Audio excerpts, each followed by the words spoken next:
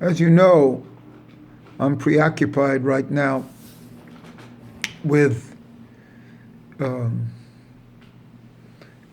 Lilith.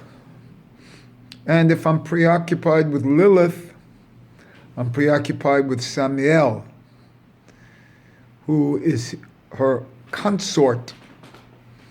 Lilith has 480, is the gematria of Sitra Akra. And if you take Samiel,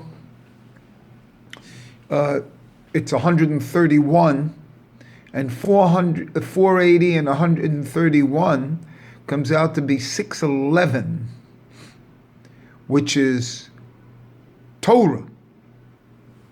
That's the gematria of Torah. And if you add one for each, it becomes 613, and those are the mitzvot. So this is kind of like the Adam and Eve of the other side of the Sitra Akra. And they have other gematria too, because if I do Samiel in full, it's 385. And if I do Lilith in full, it's 594. And that together makes 979 plus 25 letters that compose these names, plus one for the whole term itself. So Samiel and Lilith in full come out to be 1,005, which is the gematria of Aleph and a Hey, and his songs were 1,005. And also the Aleph, which is 1,000, and the Hey, which is 5, is the secret of Shir HaShirim, because every verse in Shir HaShirim responds to the Aleph and the Hey. The Aleph is the first, and so it's Shir, where the Aleph isn't shown, and then because it's a singular, and then Shir HaShirim, the 5, the Hey is shown, and in every verse in Shir HaShirim, that's that Aleph and the Hey, and that's the actual love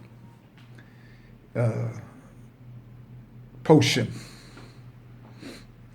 You know, the Aleph being Hashem and hidden, and the Hey being the community of Israel and it being manifested.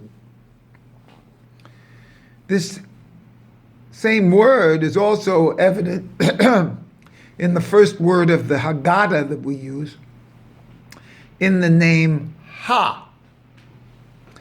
Ha, Lakman Hazeh, Ha Lakman Anya, is Ha, Hey, Aleph, where the Din is the Aleph.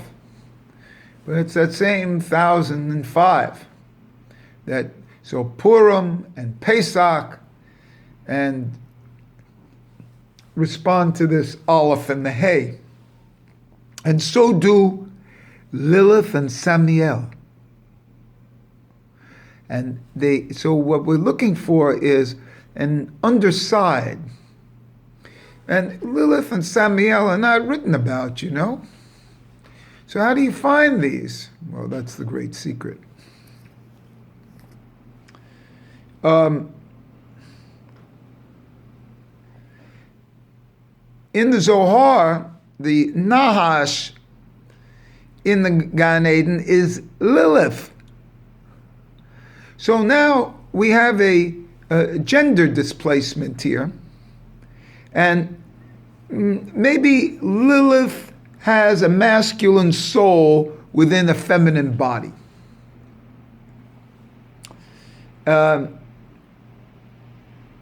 Maybe like a transgender.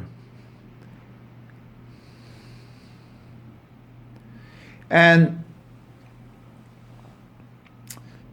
Lilith, in my estimation, and Samiel, and the Nahash itself, comes from the fifth day of creation. See? So this fifth day of creation, which also has be fruitful and multiply. So did you ever wonder why? Because it's the fowl and the creeping thing, and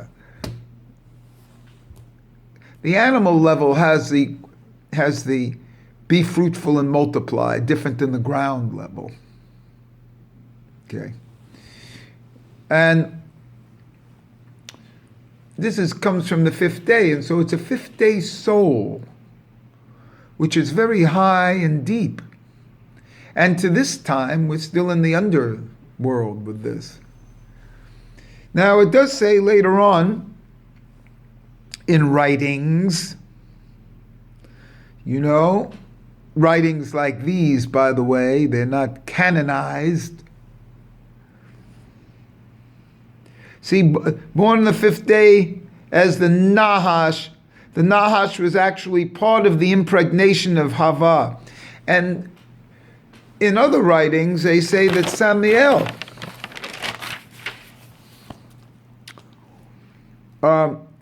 that Cain was born from Eve with intercourse from Samael. Now, Samael doesn't appear to me, but this relationship with Adam and Hava appears. Adam and Lilith appears. So in a certain sense, Samael and Lilith are like one. And it appears masculine or feminine, depending on the situation, in this transgender mode as both or whatever. And if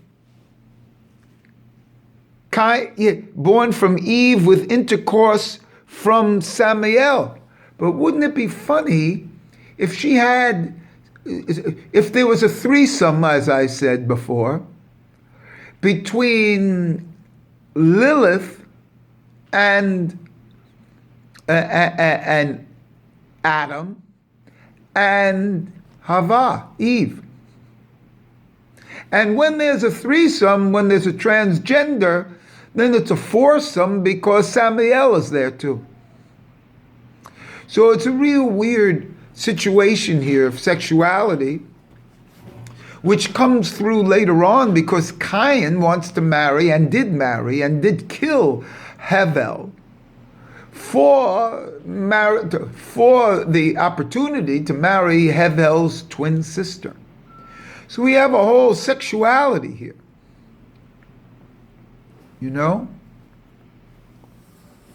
That comes from the other side. And quite frankly, very often in this community of the world that we're living in now, they have all these weird blockages in relationships. If you've seen some of the fallout that occurred from the Academy Awards with Lady Gaga and Bradley Cooper's girlfriend who has children with him. And was it right for Lady Gaga to make such a passionate looks and song with somebody else's relationship? Or what you're seeing in the sexuality with the Boston Patriots, or whatever they are, New England Patriots, with Robert Kraft. Or even the real criminals down there with the sex trafficking. And the whole idea of all this sexuality, or the things that are going to bring down the president about the hush money payments, all dealing with sexuality.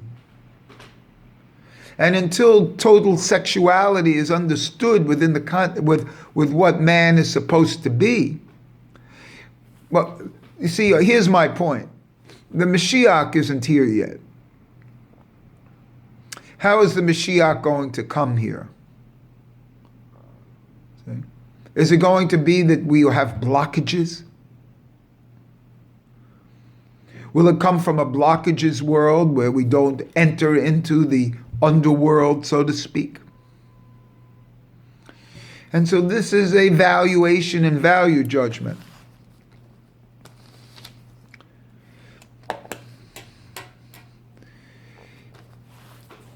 Samael and Lilith are both harbingers and angels of death. See? Samael has a parallel in not a parallel, but an opposition in Michael. Michael is the opposite to the Jews as of Samael. Michael is the transporter of souls. Samael is the disintegrator of souls. And they in itself very well could be one. See?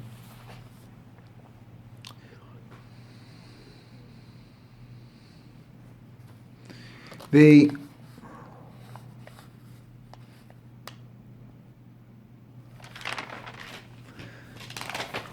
other thing I just want to touch on here for a moment is the idea that I've suggested about the breathing through the nose. The breathing through the nose is such an important thing. And in Genesis 2, verse 7, it says, V'yapak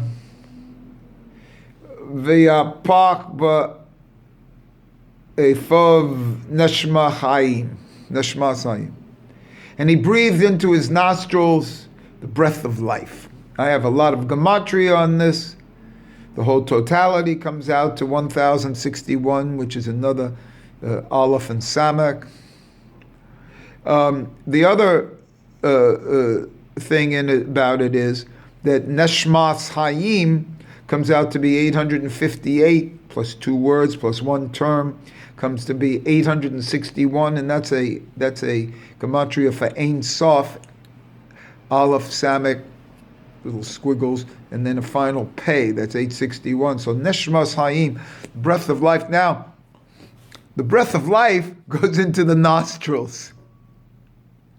See? So when Hashem gives the breath of life, he breathes into your nostrils. This is not much different than the Metzitza Hadam, when the Moel, or the father, sucks the blood from the penis. This same transference, see? It has to have to be a mouth-to-mouth, so to speak, resuscitation. Let me kiss you with the kisses of the mouth. See? It's the mouth. So God's mouth breathed into our nose. The Father's mouth sucks from the blood of the breast.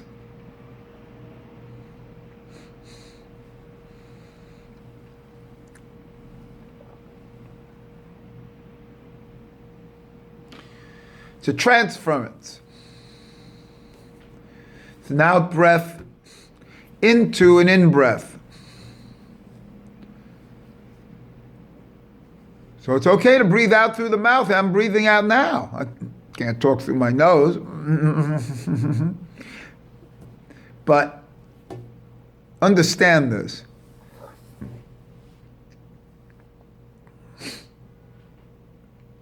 In a certain sense, an Eskimo kiss is a little bit nose to nose.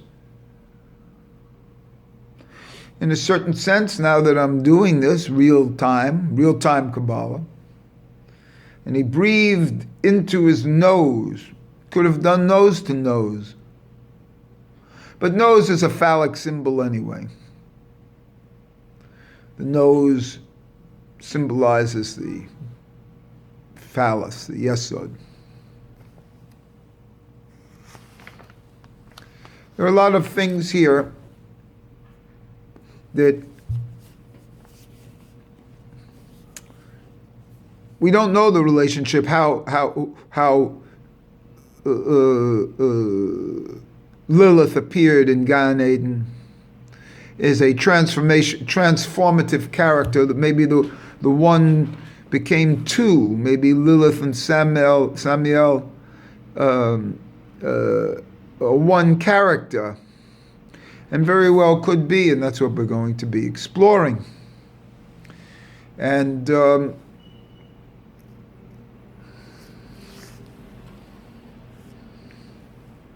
all comments are well taken in this area, because it's been explored and it's been written about, but not for normative Judaism in our lifetimes, huh? You didn't hear this before. And so now we're opening up the sexuality of Gan Eden. And who really had the intercourse with Hava? They do say that the snake's semen was part of the intercourse. That's what creates Cain. And how is this transferred?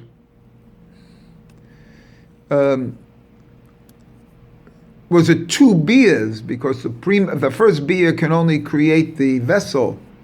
Was the first beer from Samael and Lilith, which we'll combine for now? Was the second beer from Adam? Or was that reversed? Or did the woman, Lilith, carry the sperm itself? And was Lilith possibly a surrogate for the fetus for a certain number of months? How long was the term? We don't know, because number one, there was no hospital with Medicaid and medical insurance and signing contracts with, and there was no prenatal care and dietary reform. See? So the best way to do this, or to analyze this, is to analyze yourself in your own deepest spots. And that's why I've done this video in a room lit appropriately to speak of the sexuality, of the dark side of the soul.